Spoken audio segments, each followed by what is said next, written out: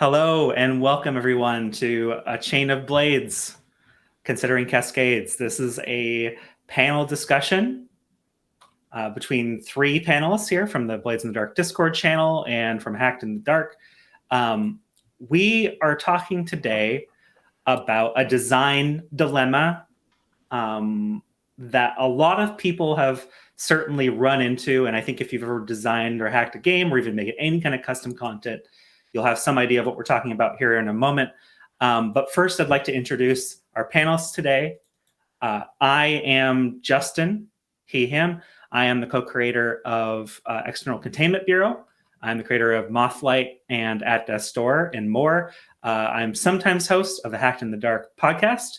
And you can find some of my work at mothlands.com, as well as at mothlands on Twitter. Ian, would you like to introduce yourself? Hey, I'm Ian. You can find me on Twitter, Discord at Antifinity, and I'm the creator of Death Wish, co-creator on Spellseekers, and I've also been the occasional host or co-host on the Hacked in the Dark podcast. And Mike. I'm Mike, or Eskur. I've made a number of supplements for Blades, like the Sunless Seasons and Gaslamp Oracles and the Google Sheets Character Keeper. I also do production stuff for Hacked in the Dark. And yeah, you can find my stuff at eskur.itch.io, or eskur.dev is my blog, where I post a lot of advice and other things for Blades and other games. Welcome to our roundtable. So today, the three of us are going to be presenting some thoughts on cascades in design. And then we're going to have a little conversation between the three of us. And then we're going to open it up for questions after each of our segments. You can ask questions here in the Twitch chat or in Lobby 2 on the Discord. So feel free to follow along and chat. If you're going to post any memes and stuff, please, especially in the Discord and what have you, where it's easily searchable and what have you. I suppose we should start by explaining what we mean by a cascade, because this is kind of a term that we kind of made up. It's a broad topic, which we thought would be good for us to talk about for that reason, because the three of us are people who have lots of thoughts about design. And so we wanted to get as many of those out in as diverse a way as possible. So what are cascades? In terms of game design, we're going to posit that a cascade is any change to a system that directly impacts another element down the line. These could be intended, they could be unintended, they could have a positive impact on the game that you're making, or they could be detrimental. The important thing, though, is to kind of conceptualize that they are connected to one another, that a change in one system is connected to another. One example from Blades in the Dark is, if you make changes to the downtime system of the game, it will have an impact directly on stress and harm recovery, which is, a component of downtime. This will then impact the action resistance system down the line, et cetera, et cetera, et cetera. There's lots of things you have to account for if you start from the point of using a complex system and then removing components. And it's something that a lot of Forge in the Dark designers run into whenever they start with, for example, the SRD for Blades in the Dark. There are, in terms of positive cascades, things that result in positive changes to the material, you can use this effect to your advantage, both in an intended way, so like using understanding the interconnectedness of systems will allow you to make a change to one thing that could have positive implications for the role play, for the mouthfeel of your game, as I like to call it.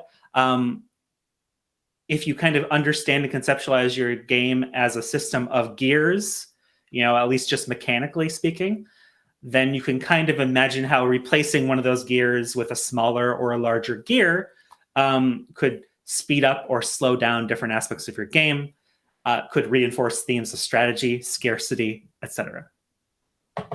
And of course, sometimes positive effects can come out of unintended cascades as well. Small design decisions can sometimes result in unexpected benefits to like how your game plays.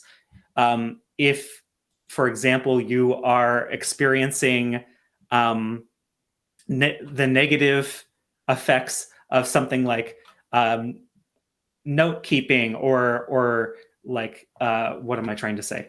If you're for example find yourself getting too involved in the crunchy elements of your game and you take out a system that is kind of responsible for a lot of that crunch, it could result in a game that's a little more poppy and moves quicker and what have you. And maybe that's not what you intended to happen, but it could be a positive result. Small tweaks to one core system can benefit the entire game. So if you focus a lot of your design energy on whatever is most core to your game, sometimes that can have a lot of positive ramifications for the rest of the product. It can inspire you to create mechanics that resonate with that core mechanic. And yeah, so that's one example. Eskur, do you have an example of a positive cascade of some change you made that had positive effects on the overall design?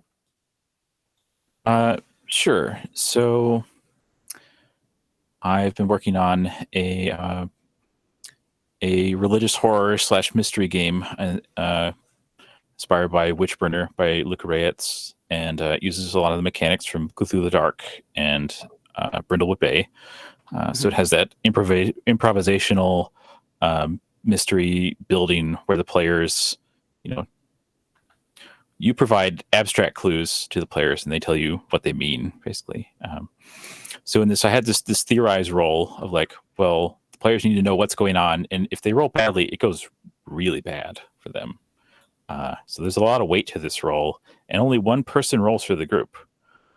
So I had this in here, and I tested it once with just saying, yeah, okay, one person roll for the group. But that was unsatisfying, right? Like, you got to choose who rolls it, and it's like, yeah, you roll it, it'll be fine, and it's not like a moment of tension building and release. So I just changed the wording to the person who has the most to lose makes the roll. Yeah, and then suddenly it's not just helping the game flow more quickly, it's also reinforcing this fictional element that's probably really important to the session. I love it. And Ian, do you have like an example of like a change that you made that had positive ramifications to the rest of your game? Yeah, one that I made relatively recently is I made it so that resisting, instead of being a separate roll using attributes, was now the lowest die in your action roll. And that had some really positive knock-on effects. The big one is taking out attributes meant I no longer needed to have actions divisible by 3.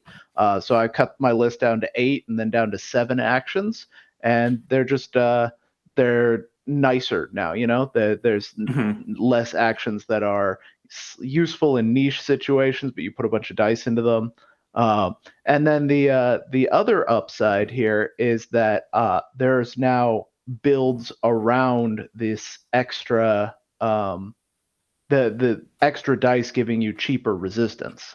There's like daredevil characters who get bonuses when they're resisting. They get extra dice they get to throw in there and check if those are lower. Or if they're a 6, they get to resist the whole thing for free. So they get to do the cool, actually, I dodged all the consequences after all. And so that's been fun. Yeah, that's really intriguing. You can imagine how making that change would make every roll that much more tense, potentially, and also putting up front the stress cost that someone's going to pay for a resistance roll if they choose to do that makes for a very interesting dilemma. Yeah, it feels more strategic for sure. So there are also, of course, negative cascades. I think a lot of designers are really aware of these when they happen, because it can really wreck your day or send you back to the drawing board. Sometimes, I took a moment thinking about, are there any intended negative cascades? And for a while, I was like racking my brain, like, is this the thing?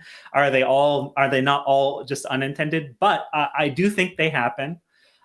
So sometimes designers include systems as part of a line item into their game, because the audience would expect or demand it. You can just think about any genre of game, and you can kind of imagine what you personally would expect from that game. Perhaps the designer didn't set out to include those systems, but they kind of feel like they have to in order to get the feeling that they're going for, or to at least get people interested in their game. That's definitely an example of where, like, you then will have to design around those decisions, around those inclusions, to account for them. One example I immediately thought of was, like, some people might not want to put combat in their game, but if you're gonna like have a game that's about adventuring, you might need to account for it anyway, even if that's not what you want the focus to be. An unintended cascade, I think these are the ones that we kind of all remember when they happen. Changes to core procedures that might work mechanically but result in like confusion in play are a really common one, where we're thinking about our game as a system, and we make a change because we think we want to add this cool system, or we want to remove a system we don't like, and we don't realize or can't conceptualize how that will change play at the table. Small tweaks to one core system can completely wreck dependent systems. In Forge in the Dark games, if you imagine taking out a stress system, which some people have done successfully, but if you do that, you're then going to have to account for a lot of stuff. You're going to have to replace and change a lot of things in Blades in the Dark, in a Forge in the Dark game, to account for that change.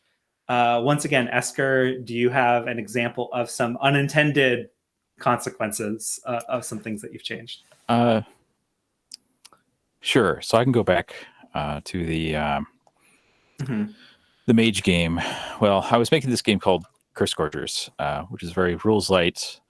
Forest in the Dark. It seems to be a trend with me, is making very minimalist Forest in the Darks. So in this game, everyone played magic users, and at the start of it, I still had the usual action ratings, and I tested it, and everyone was a magic user, so everyone maxed out their attune, and that was not great, to have a super stat. So I cut attune and said, well, okay, now use whatever action rating best fits the magic you're doing. But then they just, it's very common for them to do magic that is not covered by any standard action rating, no matter what list I would come up with.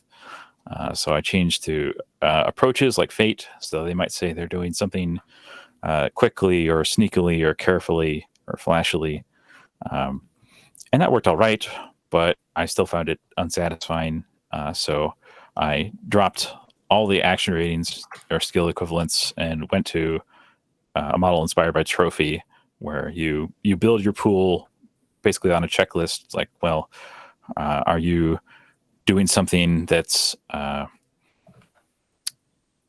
relevant to your background? Do you have a trait that helps you? And are you risking yourself in this moment to build your pool there? And that worked pretty well. But it certainly, I did not know I was going to end up there at the beginning. No. I know for myself, recently I've been doing work on a game called At Death's Door, which is a Forged in the Dark and a redacted materials game. And I had really wanted to include something, a condition system similar to like Masks-esque or whatever, just because the way I conceptualized it really fit kind of the classical themes, where people would go from, they would kind of flip one of their attributes to a negative version. And it was conceptually, it was really was fun mechanically. It was kind of interesting, but in play, because the game isn't really about like tracking things, it's really more about dramatic role play. That ended up just being a speed bump. And so, kind of flipping back to the positive changes, whenever I took that out, it kind of smoothed out that speed bump and made my action rolls really feel like how I thought they were supposed to feel in the first place. So now that we know what a cascade is, how do we control them? This is kind of the big topic for the rest of this talk, and I know that you two will have some thoughts on that. But I would posit that you cannot all the time, you cannot always plan ahead for every single thing that might happen whenever you tweak a system, whenever you add or remove something. But you can account for it by changing your expectations. You can learn to see the interconnectedness of systems, whether it's through experience, by educating yourself, by seeking out other people's thoughts on the topic, whether they're academic material or on game design and gameable systems, whether they're watching YouTube videos, whether they're instructional or actual plays. TikToks are a thing now for like learning about game design, listening to podcasts like Hack in the Dark, etc. You can seek advice from experts. You can talk to your peers on the Discord channel about what their experience is with changing these systems. I recommend that. But also you can play test. And playtesting is really the place where you're going to get an understanding for how one change affects another part of the system, or maybe even something outside of the system that you designed. There really isn't any replacing the playtesting process when it comes to understanding your own game, your own design. At least that's what I would posit. Do you two have any thoughts on that? Yeah, I think playtesting is absolutely essential, not only for figuring out if things work, but just to keep your motivation for the project going. Yeah, Absolutely. Yeah, I would also just echo that. Mhm. Pretty much all of my design has come from just endless iteration. So, Eskur, before we dive into your topic, which is a little more directed and less broad, I'm curious, do we have any questions from the chat regarding like anything you would like us to discuss today, or any questions you have for some folks who have designed more than a few games at this point about like a stubborn design problem that you're having, that kind of a thing? And if not, we can kind of dive into Eskur's and take those questions after Eskur, you're done with your topic. Doesn't look like there's anybody typing in the Discord. Okay. So yeah, Eskur, what do you want to talk about today in terms of cascades?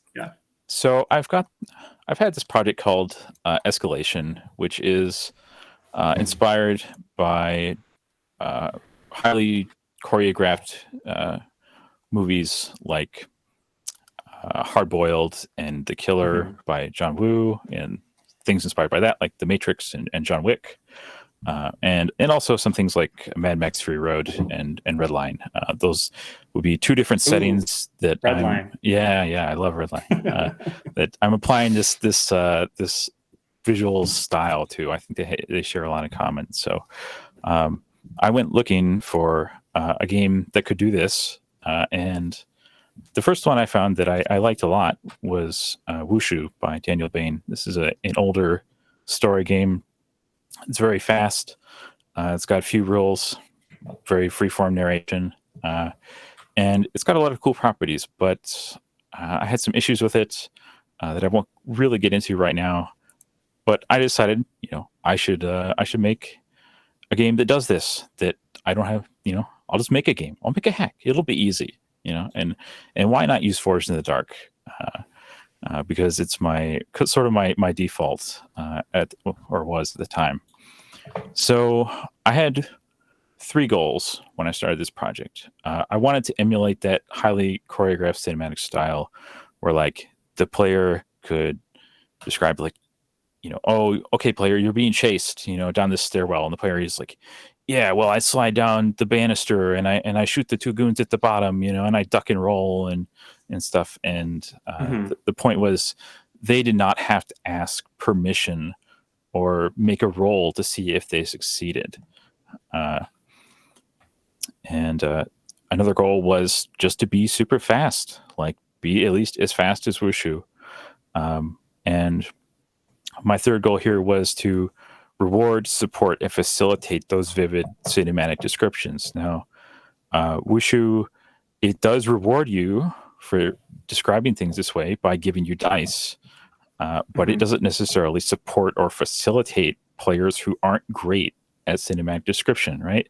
Like you put the spotlight in the player, and they're like, I don't know, like there's nothing on their character sheet that they can look at. There's no pick list, right.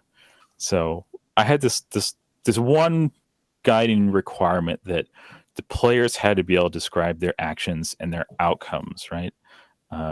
There's no need to describe attempts or ask permission, and they can say something and it happens unless someone vetoes it.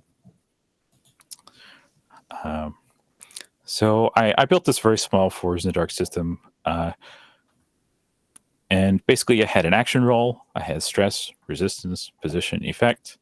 I used D10s to keep the probabilities nice because I was giving them more dice.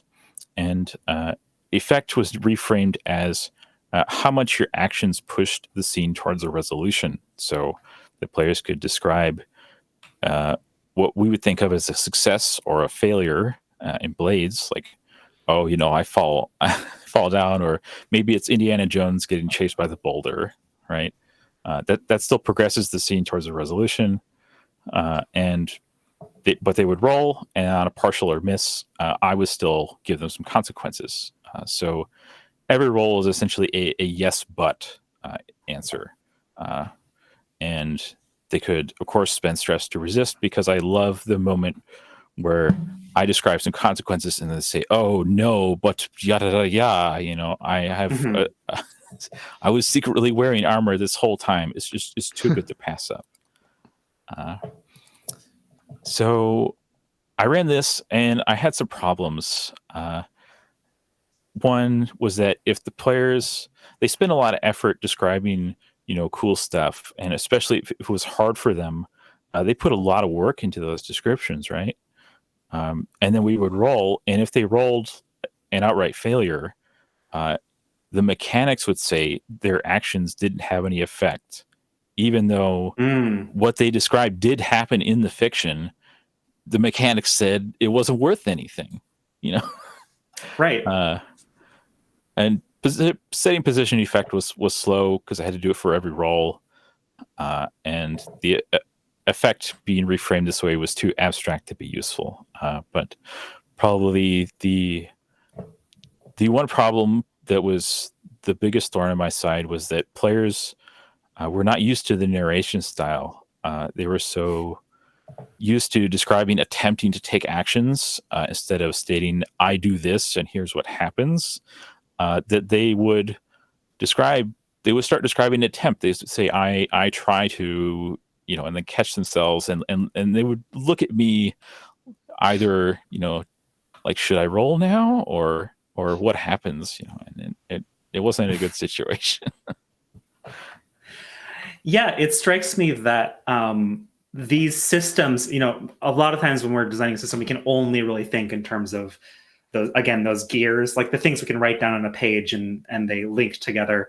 But one of those gears, technically speaking, is more philosophical. We're interacting with these systems of the mind, of like the social contract, of these things that exist outside of just whatever's on the page. And those are really hard to account for. Yeah, things like table culture. 100%. Yeah, it's really hard, and I did not find a successful solution for a long time, and it wasn't even mine. So, but I'll get into that. So For this, so I went back to the drawing board, as you said, and I decided that having a roll here wasn't a good answer to this problem. So I went diceless, said, okay, players, just describe your actions and your outcomes. Your mechanical effect is going to start at limited, and you can spend resources to improve it. This is very much inspired by Harrowing by Adam Bucheri, who is another hacker in the Discord. And then the GM would say what the consequences were, and the players could say, oh, well, I spend stress to resist. And additionally, I changed position to be tone and applied to the whole scene. This is inspired by your Mothlight, thing. Oh, awesome. So yeah, that worked. It solved some problems, right? The players' descriptions weren't invalidated because they could describe as much as they wanted to, and they could spend as much resources as they wanted to have mechanical impact on the scene. And it was much faster because we didn't have to do position effect for each roll. But I could not overcome this players looking at me to call for a roll or describing attempting to do things. So I was very frustrated at this point, and I thought, well, this is really a narrative authority problem or a table social contract problem, right? Like they're looking at me like I have authority to tell them what happens. Well, what if there was no GM in this game, right? Then they cannot look to me. Uh-huh. I see where this is going. Yep. Okay. Yeah, this is kind of an easy out on my part, except for I made a lot of work for myself. So, and this is a real sticking point, because if you played a lot of GM-less games, the ones where the characters are sort of a little bit opposing each other, like PC versus PC dynamics, you got inner character drama going on, much easier than a GM-less game where you have external threats trying to impose on the player characters as a group. So I went and played a bunch of GM-less games. Some that I had already played and thought about were Microscope and Orbital. I really like how they use scene questions, and you could play out scenes different ways. You could actually play out the scene, role play it out. You could dictate it, or just throw in some little interludes. And I tried two games that I had not played up until this point.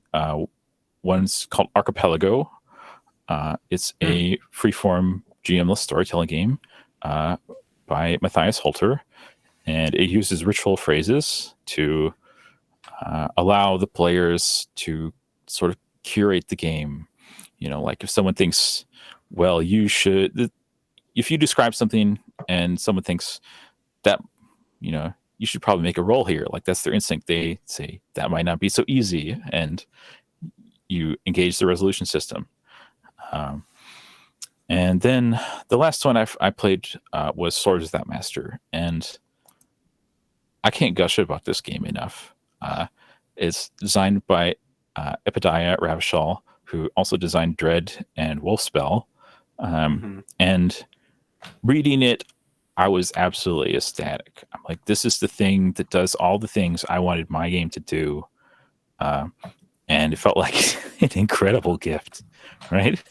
After struggling for 7 months on this project. And I was so relieved. And then I thought I should just hack this instead. So here we are, and I'm thinking about I'll just make the setting and some playbooks, and that's all I need to do. But I've learned some lessons and reinforced other ones here. Like making some games are hard problems, right? And other people have probably tried to do them before you. That doesn't mean you shouldn't try. It just means you got to remember that your project's stalling, making you angry, or even you thinking of the project as a failure is normal, and you aren't alone. And yeah, Justin, do you want to jump in? I have other ones, but oh no, I just love that your story is about making one change to a Forged in the Dark game and turning it into a different system entirely. Well, it was a very That's fundamental amazing. change. Yeah. Yes. That was pretty much my experience with Blades. Is I was making Death Wish as its own totally homebrew system, and then I played a game of Blades in the Dark right after the Kickstarter was done, and they started giving out the game, and I played just one session, and I was like, oh my god, the resistance, the items that you just pull out of load, all this stuff is exactly the systems that I've been trying to come up with, and they're all right here. Right. Yeah. Yeah, that's how I felt about Blades after playing Numenera for 3 years. That was the only other game. I had played Fiasco before that, but yeah, I was in this rut. So yeah, other lessons I learned from this: your time spent designing things that end up being what you think of as dead ends, at least in the moment, isn't wasted. Like, just reflect on it, learn from it, reuse those ideas in other projects. Play lots of games, like build an index of tools, like know what's out there. It's so useful. And once in a while, someone has built the exact thing you wanted or didn't know you wanted but needed. And like we were saying earlier, keep playtesting, like get feedback and iterate, design just enough for the next session, and just play the game, no matter how lacking you think your draft is. I think picking a setting is really important. That was another part that I struggled with on this project, is that I had this visual style I wanted to replicate, but for about 3/4 of the project, I didn't decide on a setting. So it was really hard to build the game. Like, it was so abstract. And the last one I have here is sometimes refuse to compromise on your design goals, right? Yeah. Follow where they lead you, even if you're not sure where they'll take you. And do not, if they're really important to you, don't give up on them. That's actually a really important point, because like sometimes these changes we make could negatively impact something, and then we're like, maybe I should just remove that or change it entirely, and maybe that's not always the lesson you should be taking. Sometimes it's that you should find another way forward with that mechanic or that inclusion to the rules. Yeah, so that's my game design short story here that I wanted to I love that. Yeah, to present as a we usually talk about success stories a lot when we're talking about game design, and I wanted to show some of the nasty, real, like, I don't think of this game as a failure, but it certainly caused me a lot of trouble, even though I learned from it. Yeah, it sounds like it had a happy ending, at least. Yeah, it did, thankfully. So we don't currently have any questions on the Twitch chat, and I'm looking at the Discord. People are listening patiently there as well. So Ian, what have you prepared for us today? What do you want to talk about? So I wanted to talk about an older version of Death Wish, back when I was calling it Dying in the Dark, because I had just, hacked it over to Blades of the Dark, and I was very excited about it. And the problem with a game called Dying in the Dark is that players were scared. There was a wretched abundance of caution. The game was originally, the original pitch that started the whole game is somebody wanted to combine, suggested that I combine roguelike gameplay with West Marches gameplay and put it in a TTRPG. And I was like, I could do that. And the problem is that they would, hex crawl out into the wilderness trying to find resources and taking on random encounters, and they would accumulate experience onto these randomly generated characters and get really attached to them and have a great time. The problem was, like a roguelike, you could just die and you'd be permanently dead and have to roll up a new character. And the longer you played a character, the more horrible that was. And so players would avoid taking on the boss fight or advancing the story or doing anything like that, and would just be like, all right, we're going to go kill some more bears and we're going to look for some, a +1 magic item or something, and just stay the heck away from any real danger. And that was not very fun, honestly. Beating the bosses was really fun, and it was what built up your town, which let you roll better characters with the roguelike mechanics. So the solution that I landed on was moving progression from character experience and leveling up to town progression. So now your characters could go kill as many bears as they wanted. It wouldn't do anything for them. But when they went and they defeated a boss or did something else to materially move forward the story, their town would upgrade, which would upgrade all of their existing characters and all future characters. So there was no way to lose progress if you died. And that seemed to work great. In fact, players were so excited about bosses that they stopped caring about the side quests, the random encounters, the going and looking for loot, because all of that didn't move them forward. And so one by one, I cut all of those systems.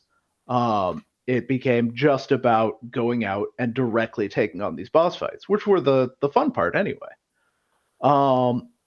And so originally, the town would develop by you doing these hex crawls out to mini bosses, and then hex crawl even farther to the boss, and that would let you push the borders of the town outward. But since we were just focusing on the boss fights, cutting the entire West Marches element. There was no longer any need for a big fancy map, although I did have some really cool maps. But we ended up cutting all of ripped those maps. Yep. And instead just cutting it down to just almost like a boss rush, you could say, where you're just taking out target after target, or making alliances. You would go directly to some big faction and be like, hey, what's one thing we could do to make you help us take on this guy? And so it went from sprawling campaigns that would take 30 plus sessions to eventually 7 sessions to just complete a whole story arc and you're done. And now I've gotten it down to 5. Awesome. But a different cascade from this was healing. Since progress wasn't tied to your characters anymore, and characters weren't random anymore, whenever you would, go back to town, you'd be like, okay, you downgrade some of your harm, you take out some of your stress, and now players would just switch to a new character and send them out instead, rather than bothering to heal the old one. And so I said, okay, so I just took out healing. I made it so you completely clear your stress, you completely clear your harm. And I took out all sorts of other negative things you could accumulate, curses and, getting your arm lopped off. Now you just get a prosthetic and keep going. And the advantage is this made the game really one-shottable as well, is that you can just say, all right, our town is this far along, here's the enemy, go. And it's not really any different than having played all the way up to that point, which was nice. Yeah, I love that. And I love that your game ended up going in a direction that kind of made it more digestible. Like I would play, a 5 to 6 session campaign of almost anything. Right. If it had even the smallest bit of interest to me. Whereas like some games that I've been really interested in are like, 20 session campaigns. I'm like, I don't know if I can do that or when I would have the time to. No, that's fantastic. Go ahead. Oh, I was just going to say the next knock-on effect. So what were you saying?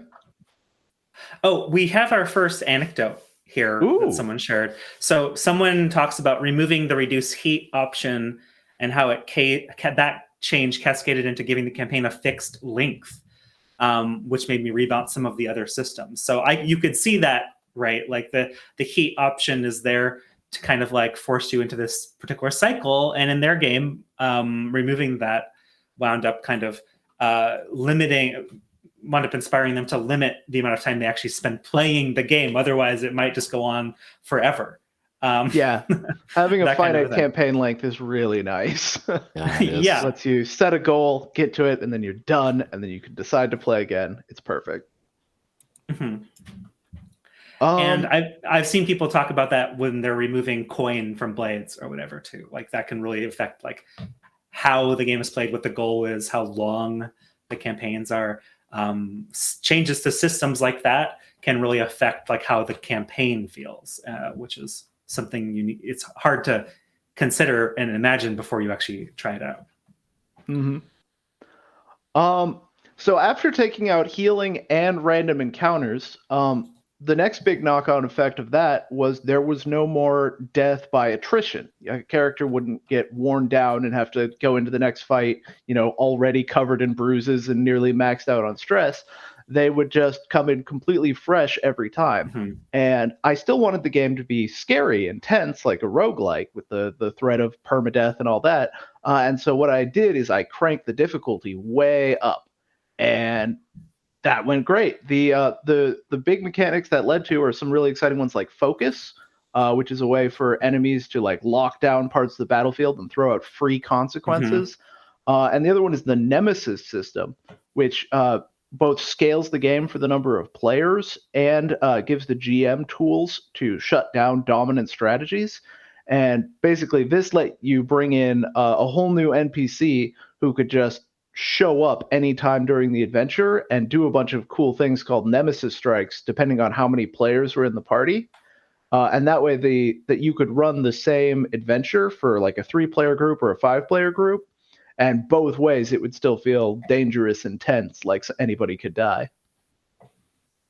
Did you find that removing some mechanics freed you up to like add those extra elements to the like action scenes? Definitely the action roll system essentially.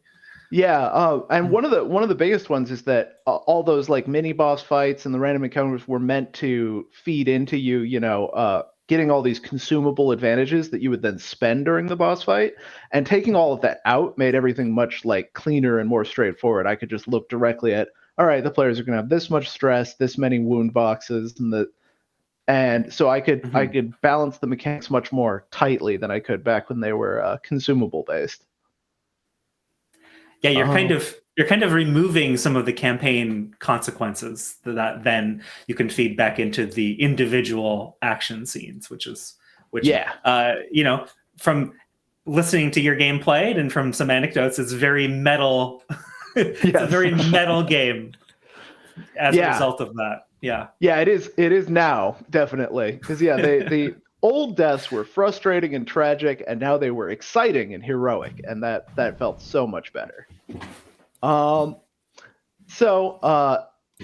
now that there was no cost to making these new characters, and you could just make them as fast as you wanted, and all the progression was based in the town, it no longer made sense to roll them up randomly. So it also was no longer a roguelike. So the roguelike West Marches game was no longer a roguelike or a West Marches.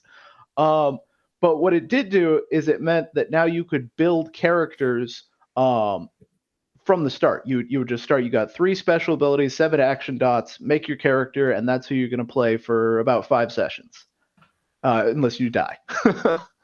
And that was really exciting. And the thing I was worried about is that somebody would, stat up their sword guy, and then when he died, they would just make the same sword guy again. But I gave players a huge number of synergies, different playbooks, different special abilities, different species that you could play as. You could play as almost everything in the ecology document, all the different species that exist in the world. You could just today I'm a dragon, well, a young dragon. And so because of that, I have never had a player play the same character twice, which is awesome considering how often the character turnover is. That's just like a ping pong effect of cool changes that resulted from from shifting systems first to kind of like to gutting the game and then replacing elements with stuff that worked. Yeah. Right. Finding the real core where the real fun was and just focusing in on that was something that was really exciting. Yeah. During this, did you have like a vision of what you wanted the gameplay to feel like that led you towards this, or was it more of a find it as you go thing? Yeah, I think it was more organic because after every change, I would playtest because we were doing weekly games, and so every playtest I'd be like, okay, this was fun, this wasn't, this was fun, this wasn't, and so I just kept cutting and cutting, and then building new systems. And I think this is why I've had a terrible time trying to give like elevator pitches or summaries of Death Wish, is that it is very much a kitchen sink game where I've just thrown everything at the wall and then see what sticks and what gets cut. I think that is a valid process, especially when you're for your first few hacks, when you're really relying on the SRD. Yeah, and this was 100% my first hack. So I have for later projects, for things like Spell Seekers, it's 100th of the size, and probably better for it. Definitely better for it. But this was fun to make and fun to play. So, well, because of our technical difficulties, unfortunately, we're running a little late on time. I figure we can go for as long as Jacob will let us. But one thing I would like to have us do is share like some closing thoughts, like some reflections on some advice to people who are looking to design their own game that we can then kind of reflect on as a group. Do either of you have something in mind to share off the top of your head? If not, I can share my own. I'll just reiterate what we've said over and over again, which is playtest, playtest, playtest. Yes, that is very important. The sooner you can start, just playtest whatever you've got and then iterate on that. Yep. I think besides the lessons I talked about for my project, make a small game. Like give yourself 2-4 pages and put enough of the game on there to play it, right? Wish I had heard that advice. A lesson that I have learned and I've seen talked about by some other experienced designers in the Discord is rather than starting from the position of like including everything and cutting, go the opposite route. Because a lot of the things that are going to be really hard to remove, that are going to result in a lot of weird issues for you in design, if you start from the top and work down, they're not going to be the same. They're not going to be issues if you start from the ground floor and build your game up from there. If you start from a smaller seed that you can kind of understand and conceptualize, then adding systems that you like on top of that, you're going to have a better understanding for how those are going to affect the game. And I know that's a philosophy, like, for example, we took with designing External Containment Bureau, where we wanted a rules light version of Blades in the Dark. And so we kind of just started with whatever we thought was the most basic core of the Forge in the Dark experience for our game, and built on top of that. So, whereas I would really caution people to remove stuff like effect from Blades in the Dark most of the time, we did do that with External Containment Bureau. And I think we were only able to do that because we started from the point of, well, we want an action resistance system. What do you want those systems to do without like any other systems attached to that? And that made it a lot easier for us to understand like what would happen when we removed effect and how we would handle that. Particularly manageable cascades. Yes, exactly. I think it's very important when you're making a Forge game to start with something small, right? And I did not put a lot of weight into designing the playtest scenario, and that was a mistake. Like, you should spend a lot of time on making your playtest scenario great, and also test the things you want it to test. But with that said, it doesn't, you can test parts of the game individually, right? You can test just the score portion. You don't need to write downtime before you test the game if you even choose to include downtime. Absolutely. I know with Mothlight and with At Death's Door, those games originally started as just, I just started by testing the setting and the premise, actually, by just kind of reflavoring Blade's material that already existed and just seeing if this was even an interesting setting to run a game in, like that's, and I have done mechanical playtests before where we would just playtest like an action mechanic to see if the cycle is satisfying to play with. You can absolutely playtest anything, and there's lots of people in the Discord who will do that with you. So if you have a thought to get that started, if you haven't already started playtesting your hack, like it's never too early to do, for sure. Well, thank you very much for listening in. I'm sorry we didn't have a little bit more time to bat around questions, but this will be going up on YouTube if you didn't catch the entire conversation. And of course, the three of us will probably be in and out of the Blades in the Dark Discord during the con, where we can talk more about this topic and offer whatever advice we have for any specific questions you're having about your own design, about a potential design, that kind of a thing. Thank you all for listening in.